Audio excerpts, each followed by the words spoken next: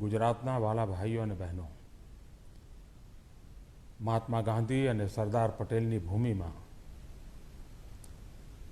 ગઈકાલ સાંજથી જે પ્રકારનું વાતાવરણ બન્યું છે,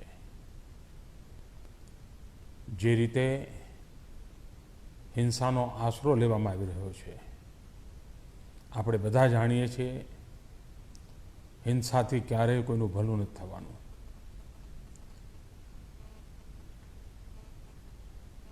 સમાજ જીવનમાં એકતા,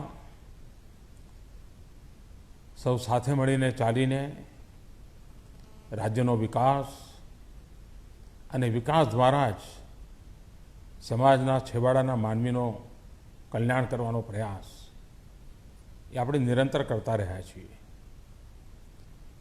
મારી સૌ નાગરિક ભાઈઓ બહેનોને વિનંતી છે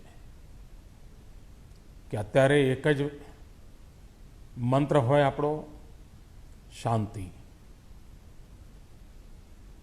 દરેક સમસ્યાનો ઉકેલ વાતચીત દ્વારા આવતો જ હોય છે.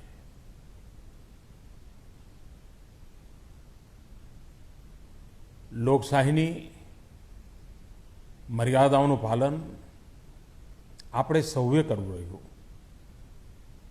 હું ફરી એકવાર ગુજરાતના સૌ ભાઈઓ બહેનોને શાંતિ રાખવા માટે આગ્રહ કરું છું.